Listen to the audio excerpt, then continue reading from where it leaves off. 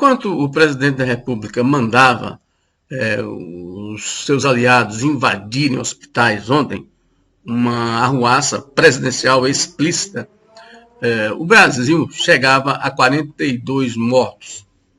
Desses 42 mil mortos no país, 128 mortos são contabilizados no Tocantins. Né? O Tocantins fechou ontem com 6.744 casos. Desses 6.744 casos, 41% deles em Araguaína, 13% deles em Palmas. Se você observar os dados, os casos de abril, maio e junho, você percebe a aceleração dos casos de forma geométrica. De 12 de abril a 12 de maio, nós tivemos aqui no estado de Tocantins uma média de 26 casos dia. De 12 de maio até ontem, 12 de junho, a média pulou para 197 casos a cada 24 horas. É nesse contexto aí que as cidades estão flexibilizando as medidas a restrição da Covid. A partir dessa segunda-feira, shopping center devem ser abertos aí em Palmas e outras cidades devem abrir mais, flexibilizar mais a partir de segunda-feira. Percebam aí, entre 12 de abril e 12 de maio, 26 casos por dia.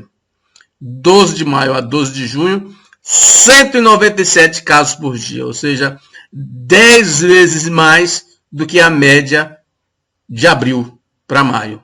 Então, a situação é muito grave, mas os governos estão flexibilizando.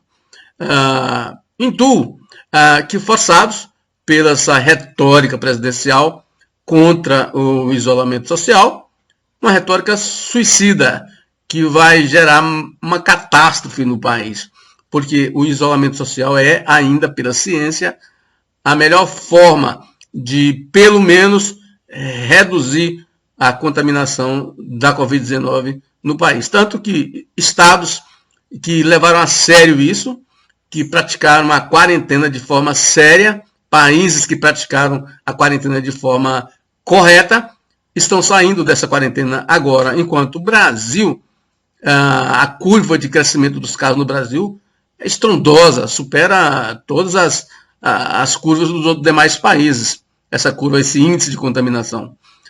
E o número de mortos já está aí, em 42 mil pessoas perderam suas vidas para o vírus. E o presidente mandando bolsonaristas invadir hospitais para fiscalizar a aplicação dos recursos públicos e o número de óbitos, ou seja, na cabeça do presidente da República, esses 42 mil mortos é uma farsa, são uma farsa.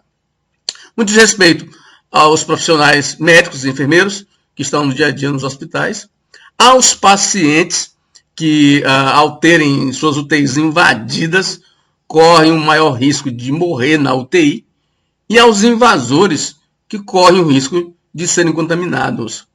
Sem falar que os desvios na aplicação dos recursos já estão sendo investigados pela Polícia Federal e Ministério Público Federal. Então, o presidente não estaria confiando também na Polícia Federal e no Ministério Público Federal. Na verdade, uma arruaça que tende a piorar a situação, piorar a tragédia, o genocídio que está ocorrendo no Brasil pela irresponsabilidade do Palácio do Planalto de ir na contramão da ciência, levando por mero impulso político, partidário e eleitoral a população para a morte. Então já temos 42 mil, já há previsões de que até julho o país pode registrar 100 mil mortos.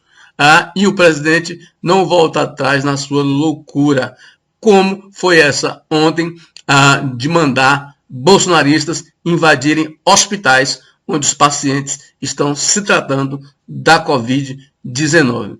E aí vem o general, em entrevista para a Veja, disse que vivemos numa democracia, mas a oposição não pode esticar a corda. Que oposição tem no Brasil?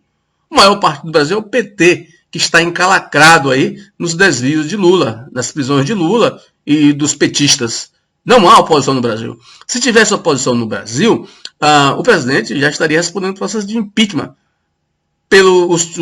pelas condutas dele diariamente, condutas tipificadas em crimes de responsabilidade e crimes comuns, como o de ontem. E há centenas de pedidos de impeachment no Congresso, que o presidente da Câmara, que é responsável por colocar na pauta, não coloca e tem dito que o impeachment nesse momento é ruim. Eu acho que é ruim. O que eu quero dizer é que quem está esticando a corda usando e abusando dessa potência do Congresso é o presidente, ao contrário do que o general concedeu na entrevista que deu à revista Veja. Ou seja, o presidente é que está provocando as instituições e provocando o país a esticar a corda, porque quem está esticando a corda é ele. Essa situação de ontem de mandar invadir hospitais, isso não tem explicação, não tem justificativa, não tem defesa, só loucura para justificar uma situação dessa, com a leniência até agora do Congresso Nacional, inclusive dos parlamentares do estado do Tocantins, que estão de boca fechada sobre esses crimes, sobre essas arruaças que o presidente da República, embora eleito democraticamente, tem usado e abusado no país. Um bom dia para você.